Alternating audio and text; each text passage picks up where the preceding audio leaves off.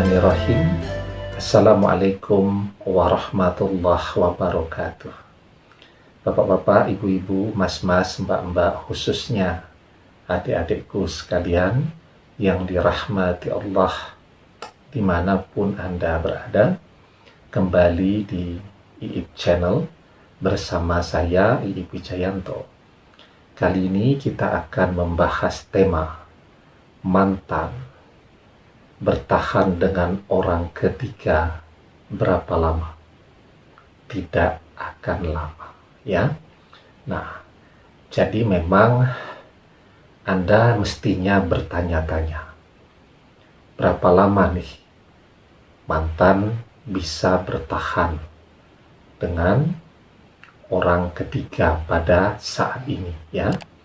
Jadi ada 3 hal ya yang sangat urgent dan tidak pernah disadari seorang manusia ketika dia mengganti pasangannya dengan seseorang yang baru, ya. Kita lihat tuh dalam kehidupan orang-orang terkenal di sepanjang zaman, ya,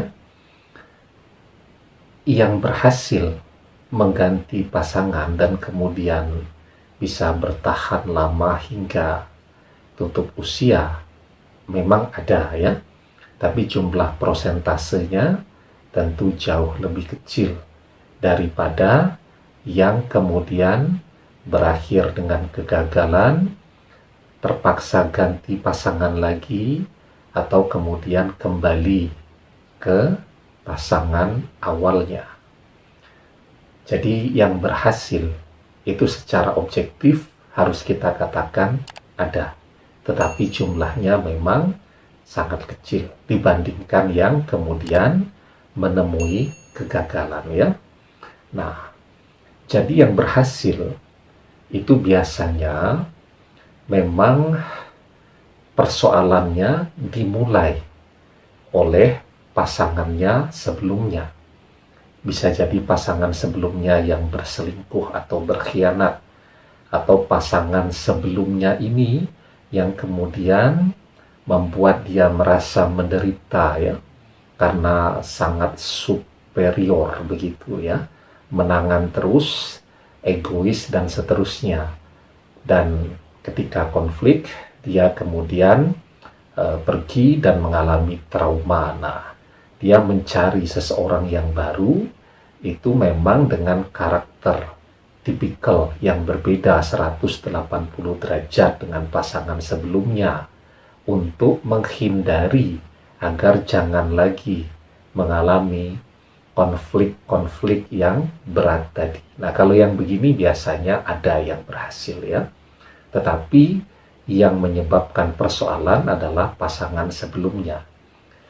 Namun, ya, pada bab yang dimana dia, si mantan ini, yang murni berkhianat karena tergoda dengan orang ketiga yang lebih muda, yang lebih cantik, yang lebih tampan, dan seterusnya tadi, ya, ini biasanya hanya tidak akan bertahan lama, berujung kepada kegagalan yang cepat, ya.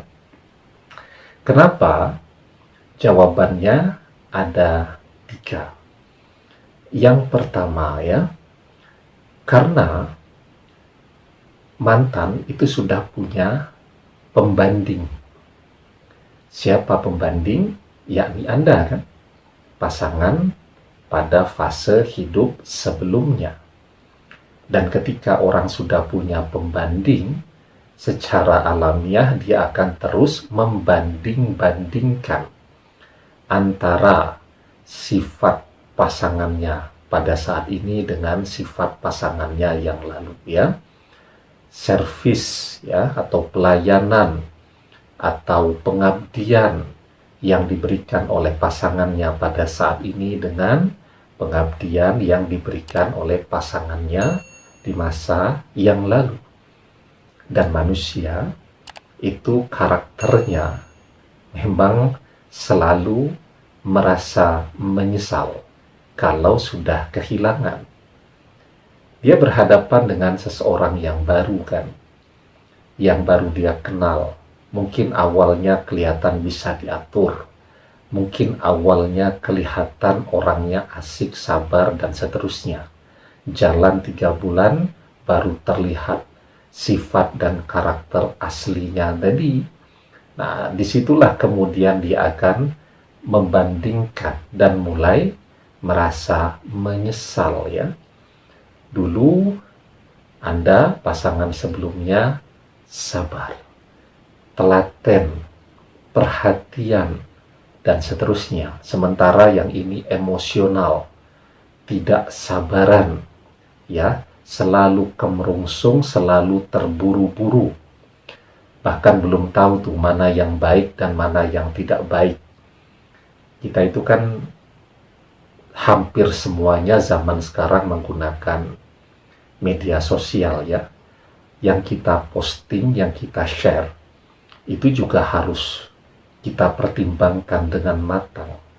Ini benar atau tidak ya. Pasang foto seperti ini baik atau tidak. Nah, kadang-kadang dia membedakan mana yang baik atau tidak saja, dia belum tahu caranya. Sehingga kemudian akan mulailah terjadi perbandingan-perbandingan terus, dan disitulah dimulai penyesalan ya. Kenapa menyesal? Ya karena ternyata yang sekarang ini sifatnya itu sama sekali tidak mendatangkan ketenangan, ketentraman, dan kepercayaan. Jadi orangnya tidak bisa diberikan kepercayaan, karena begitu dikasih kepercayaan, pasti dia tidak amanah di dalam menjaga kepercayaan tadi ya. Misal pamit mau berangkat, acara reuni, kan sederhana sekali. Tidak taunya setelah itu yang diposting malah foto gandeng-gandengan, rangkul-rangkulan, peluk-pelukan dengan teman-temannya. Nah, mantan ini kemudian komplain ya, dan dikomplain, dikasih tahu bahwa itu salah, dia tidak terima, kan itu cuma teman, dan seterusnya tadi. Nah, jadi pembanding. Dan ketika orang sudah punya pembanding ya, sampai kapanpun dia akan terus membandingkan. Kemudian yang kedua ya, bahwa kenikmatan fisik atau kenikmatan ragawi itu adalah sesuatu yang sifatnya sangat terbatas kenikmatannya. Contohlah, kita lagi seneng banget ya makan ayam goreng ya. Dikasih ayam goreng seminggu saja, itu sudah bosan. Kemudian kita pengen banget punya mobil atau ganti mobil dengan merek yang baru, karena teman-teman sudah pakai semua. Nggak taunya begitu dapat jalan 2 bulan, memakainya juga jadinya sudah biasa saja. Lagi musim main sepeda, pengen banget punya sepeda sampai ke mimpi-mimpi ya. Kemudian sudah bertekad pokoknya kalau kebeli sepeda nanti setiap sore akan digunakan berolahraga ya. Mungkin jalan 2 minggu, setelah itu capek, akhirnya sepedanya dibiarkan saja di garasi dan kemudian berkarat ya. Nah, jadi kita itu menyikapi materi atau kenikmatan materi ya begitu itu. Jadi kalau ada orang ya yang bilang, wah dia enak banget ya, punya suami kok ganteng banget ya, pasti hidupnya akan sangat bahagia dan nikmat. Itu kan menurut Anda yang melihat ya. Bagi dia, ya sudah biasa saja. Yang ganteng itu tadi ya. Wah dia punya istri cantik sekali. Pasti ya, itu dia bahagianya luar biasa dan hidupnya nikmat sekali. Itu kan bagi yang melihat. bagi dia yang menjalani setiap hari, ya yang cantik luar biasa itu adalah sesuatu yang biasa. Nah, sehingga ya, kalau pengkhianatan itu tujuannya untuk mencari kenikmatan fisik yang baru, maka kenikmatan fisik adalah sesuatu yang jenuhnya, bosannya itu akan begitu cepat datang. Dan yang namanya kenikmatan fisik itu tidak ada selesainya, tidak ada puasnya. Orang selalu pengen sesuatu yang baru, dan yang baru, ya. Sudah punya handphone bagus, ya. Kemudian fungsional masih, dan pokoknya masih bermanfaat, tetapi begitu ada duit langsung beli handphone yang baru lagi. Jadi sudah punya handphone yang fungsional, yang belum ada kerusakannya, belum ada cacatnya begitu, dan masih bisa berguna, berfungsi dengan maksimal. Artinya tidak ada urgensi atau kebutuhan mendesakkan untuk membeli handphone yang baru, tapi ternyata lapar mata. Begitu ada uang, langsung beli yang baru. Bahkan kalau tidak ada uang, bisa juga tuh beli dengan sistem nyicil, kan begitu. Ya, cuman untuk apa? Ya, untuk memuaskan keinginan mata, kemudian keinginan tampil kekinian. Karena itu sesungguhnya hidup itu sebenarnya mudah, sebenarnya murah. Yang membuat susah dan mahal itu apa? Gaya hidup kita. Ya, kalau kita ini termasuk orang yang nerimo saja, ya, tidaklah pakai handphone begitu, tidak apa-apa. Yang penting kan komunikasi tetap bisa dijalankan. Ya, hidup kita terasa ringan-ringan saja kan. Tapi kalau kita selalu berusaha mengikuti gaya hidup, wah itu capek dan berbiaya besar.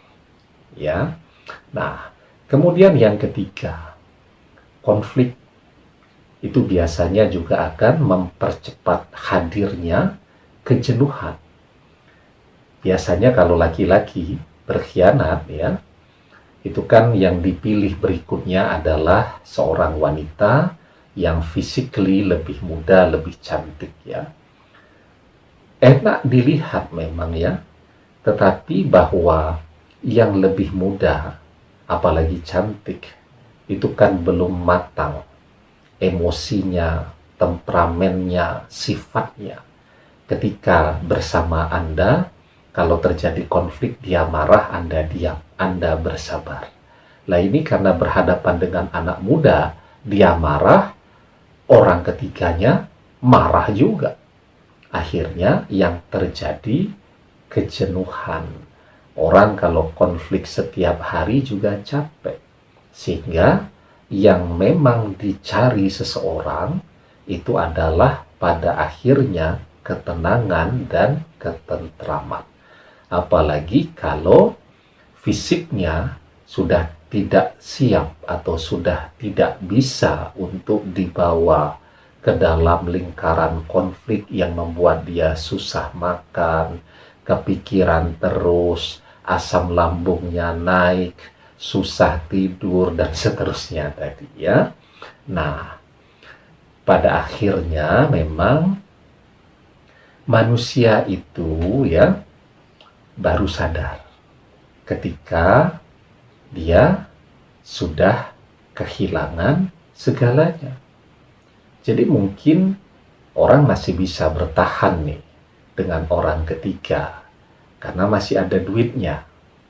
Begitu sudah bangkrut, ditinggal oleh orang ketiga, nah itulah kemudian yang bersangkutan baru menyesal bahwa dia sudah mengambil langkah yang salah di dalam kehidupannya. Ya, nah karena itu ya, Di dalam surat Al-Mutaffifin ayat yang ke-14 ya, kita diajarkan kalla balrana ala qulubihim makanu yaksibun. Sekali-kali tidak demikian. Sebenarnya apa yang selalu mereka usahakan itu menutupi hati mereka. Ya, jadi melihat sesuatu yang lebih cantik, yang lebih tampan dan seterusnya, hati dan pikirannya tertutup. Begitu dalam perjalanannya, uang sudah habis, aset sudah lepas semua, barulah orang kemudian merasa menyesal.